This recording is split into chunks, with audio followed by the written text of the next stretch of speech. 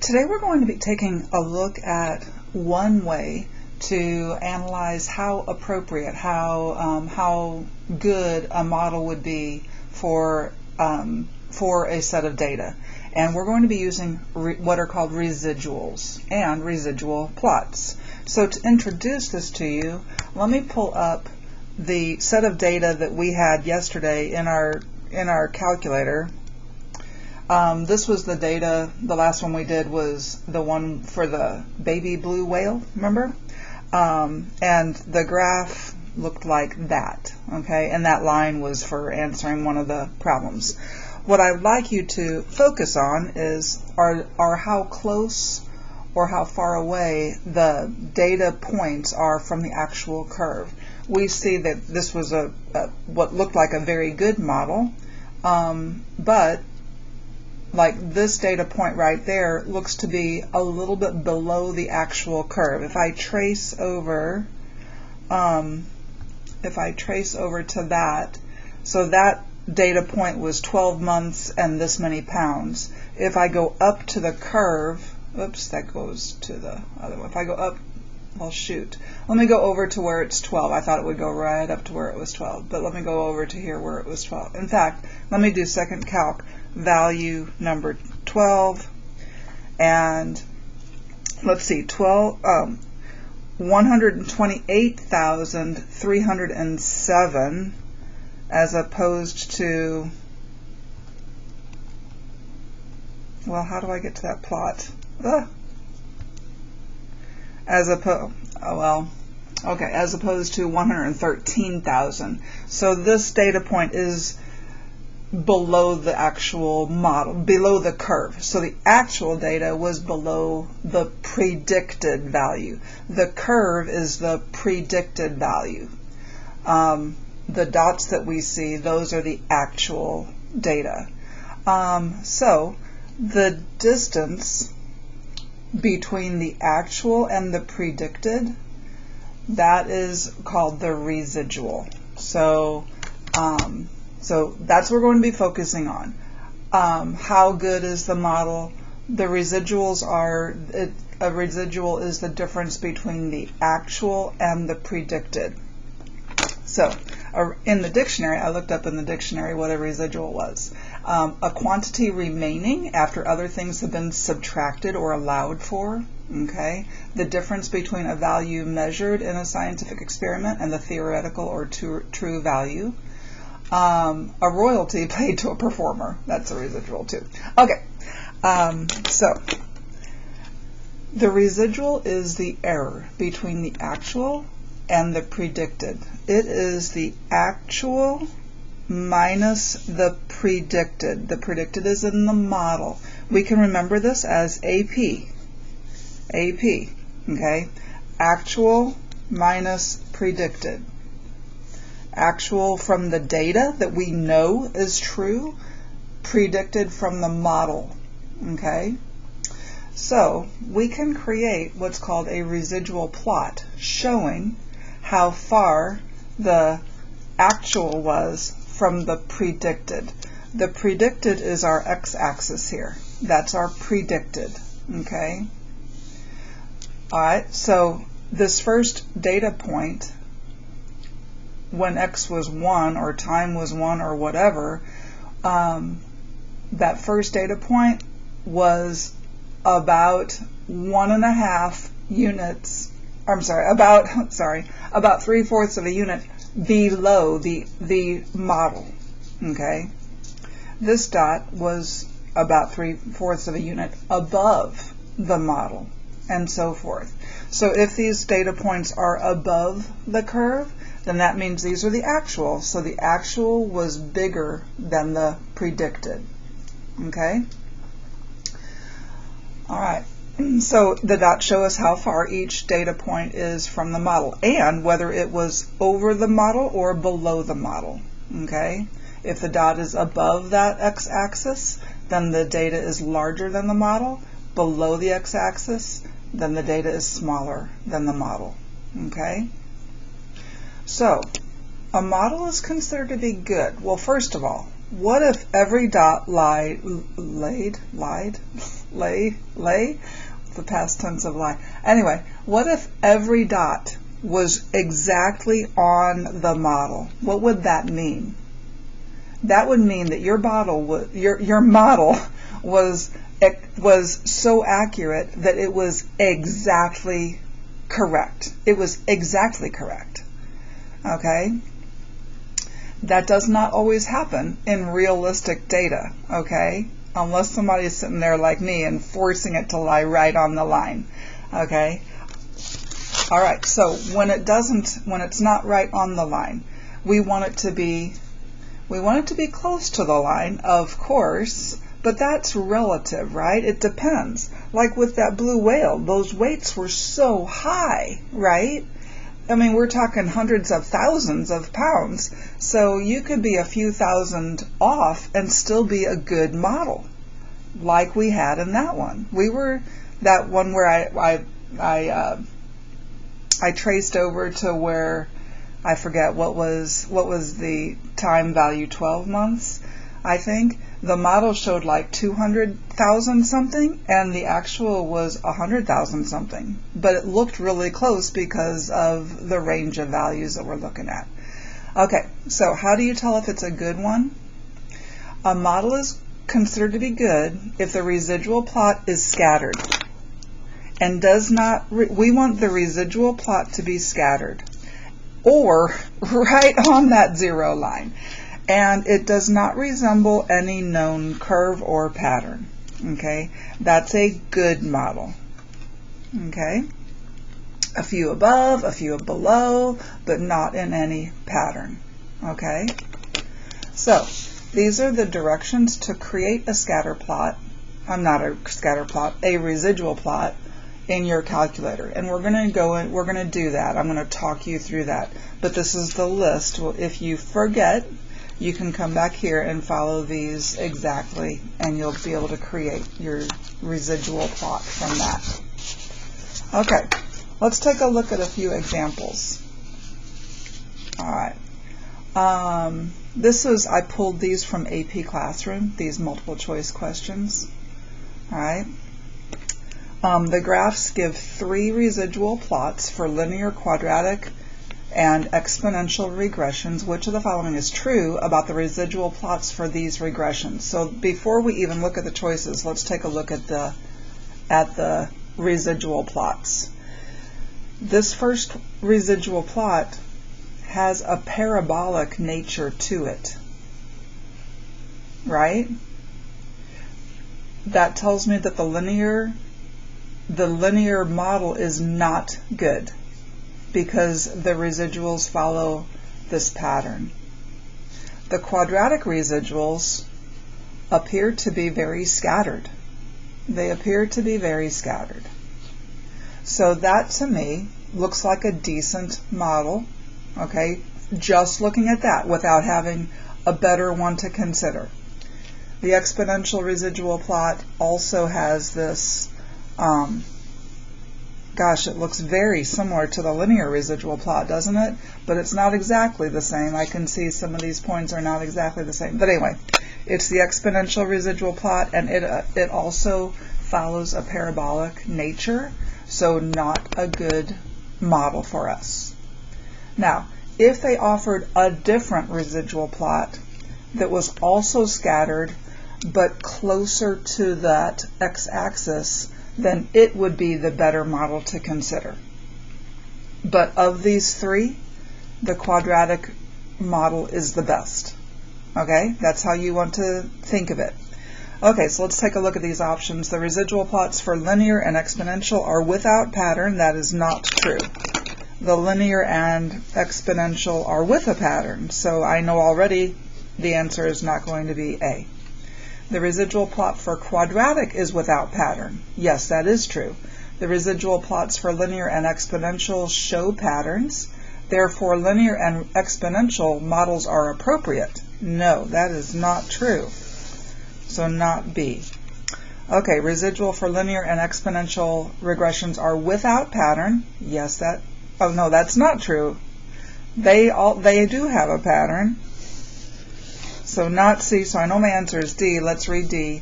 The residual plot for the quadratic regression is without pattern. Yes. The residual plots for linear and exponential show patterns, so the quadratic model is appropriate. Yes. So the answer there, D. Okay. Here's our baby blue whale again. How about that? Okay. So baby blue whales, okay, and this is the same, I don't know if you want me to read it all to you, but this is the same data from the last one that we did yesterday. But this time, several regressions are calculated. We did the natural log regression, right? This time, several regressions are calculated, and the residual plots are shown, each with the same numbers on the axes. I had to say that because when I do the residual plots on my calculator, which is how I created these, I cannot get these nice scales here. I can't do that on my calculator. So I had to just tell you that, hey, whatever one is here, and here, and here. So everything has the same scale, all right? Okay, which is the most appropriate? Which is the most appropriate here? Okay, and in class I would let you guys have the discussion, give me your rationales. I don't see just a huge pattern in any of these, really and truly. I see maybe a little bit of a pattern for the linear regression, but I really don't see a huge pattern for the quadratic regression. I don't see a pattern for the quartic regression, really. For the natural log regression, I really don't see a pattern. You know, possibly, but maybe, I don't know. So which one? If you don't see an immediate pattern, this one has an immediate pattern down here, right? What happens if you don't have an immediate pattern? Well, in that case, you just want to see which is the one that has the shortest distance between the points and that x-axis. And that is this quartic regression. That's that quartic regression. So while I'm at it here, since I still have the baby blue whale data, all this data in my calculator, let's do that. Here was the natural log regression. Let's see what the quartic regression would be like. Let's see what the quartic regression would be like. Stat Calc quartic number 7. I guess I can store it in for Y1. Okay, let's go take a look at that. There's the quartic curve. Okay. All right, so that's the quartic curve. What do you notice about this? Is it, now just according to these, just according to the residual plots, I would say the quartic is the best, just according to the residual plots.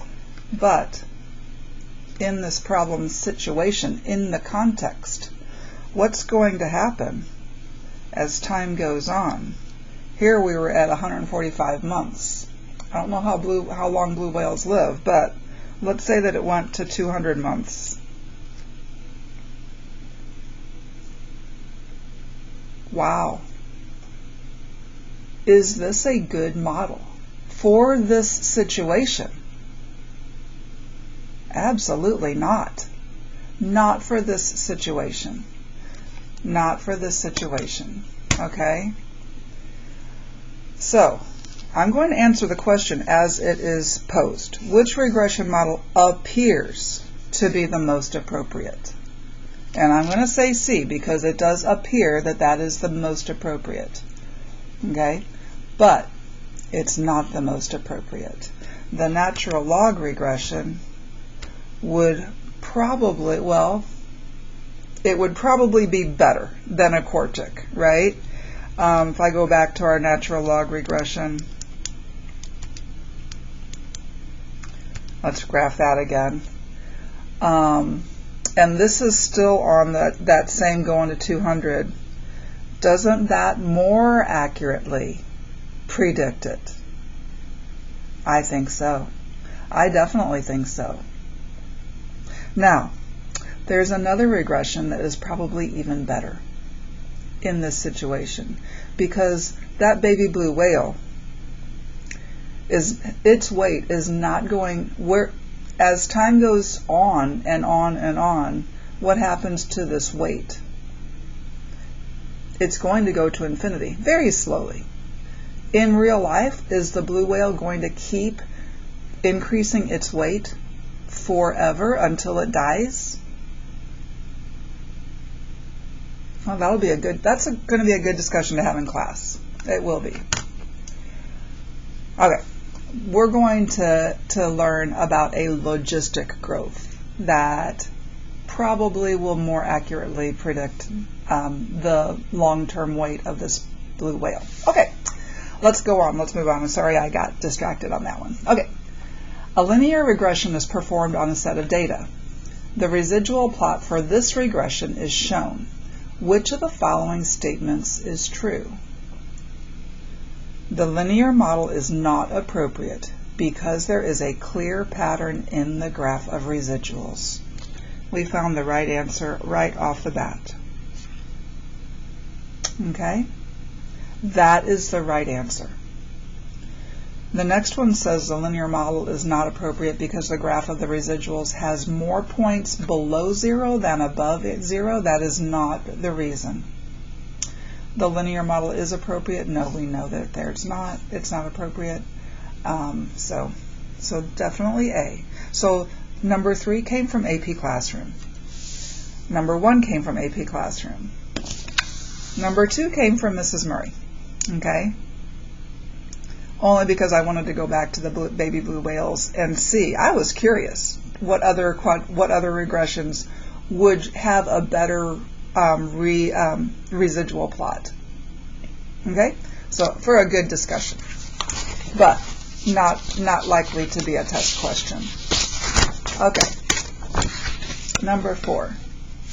A pump removes water from a tank for 24 hours a day, one day. During this time, the rate of water removal in liters per hour is recorded at various times and written in the table above. Clearly I moved the table. Okay. An exponential regression is used to model the data. Okay.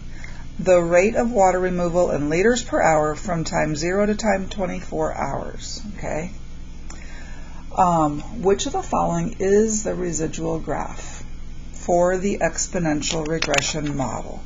All right. So this is our first go at producing one of these residual plots. Okay, so let's first go and we're going to input the data. So edit, delete everything that is there, delete everything that is there, put in all of your time values, and then put in all of your rate values.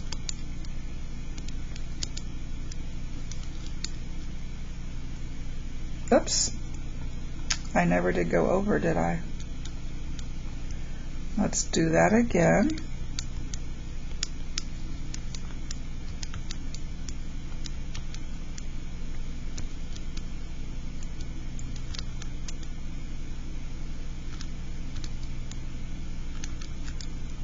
Okay, I'm going to take a look, make sure that I typed those in correctly. They look good to me. Okay, they look good to me. So we need to do this exponential regression. So I'm going to do the exponential regression on it.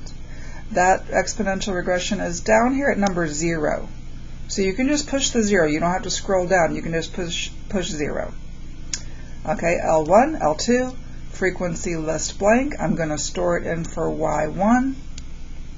And I'm going to calculate.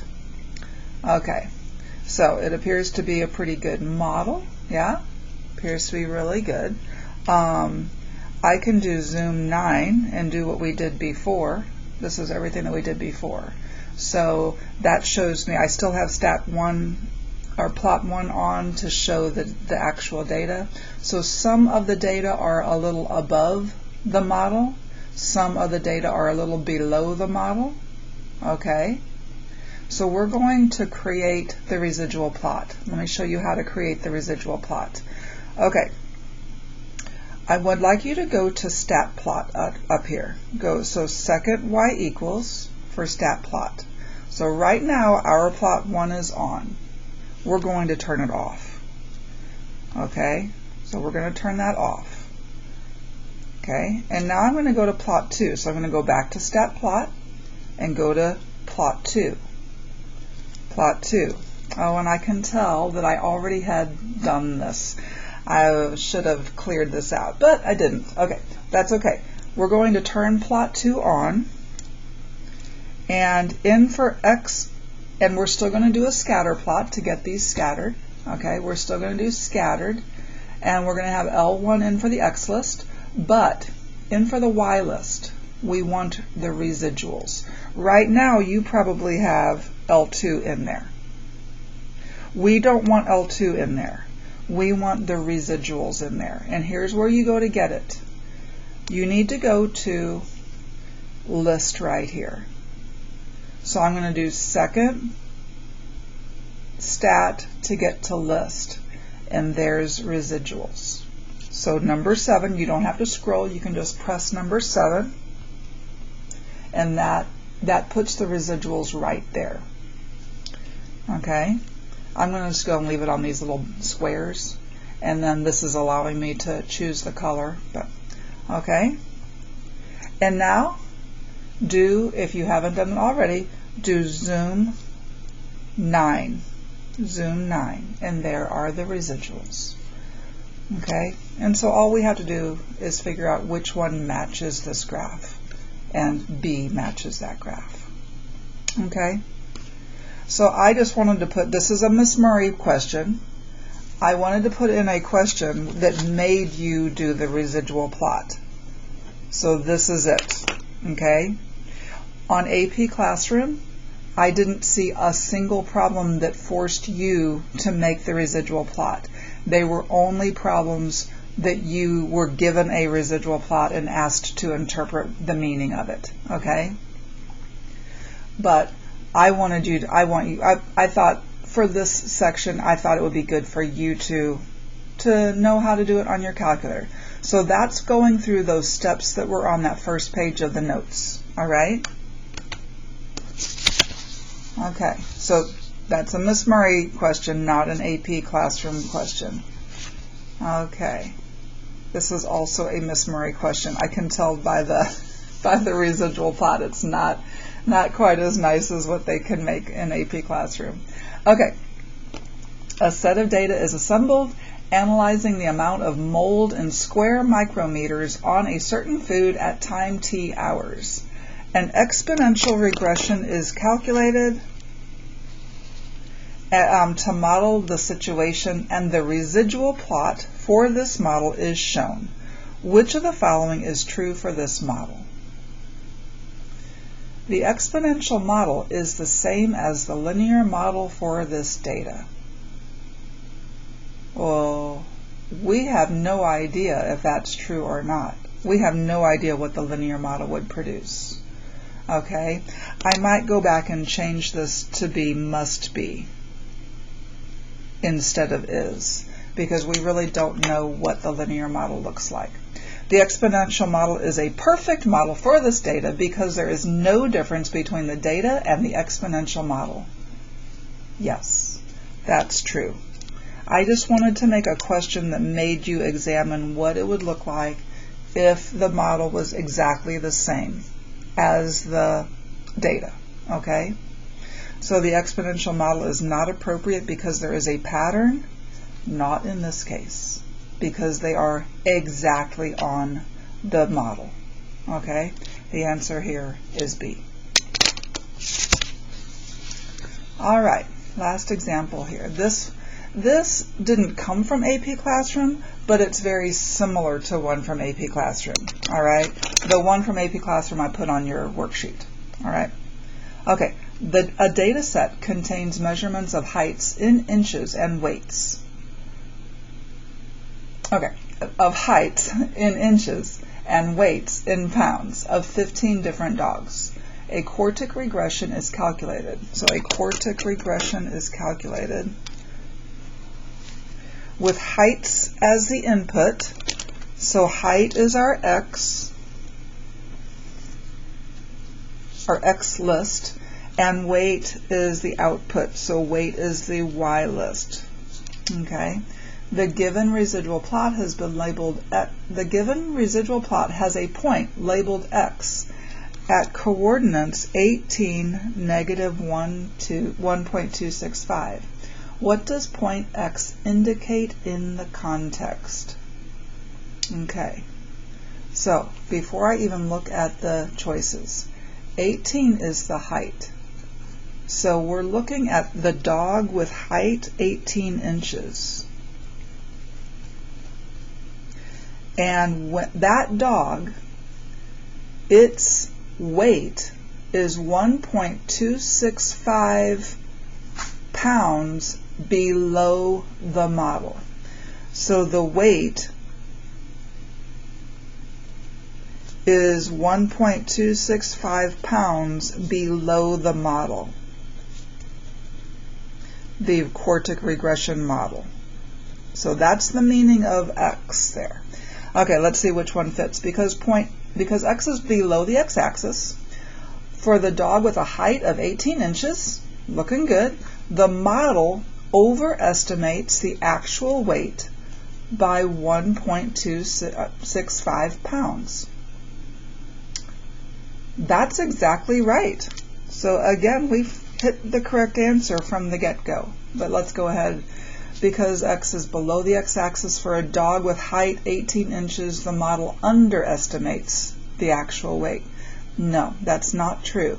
This is the actual is down here, and the actual is below the model. Okay. C says the dog with weight 18 pounds. That's not true because the heights are the input values. Okay. All right. So that's our discussion on residuals and residual plots, okay, and the meaning of those. All right, so go try your worksheet problems.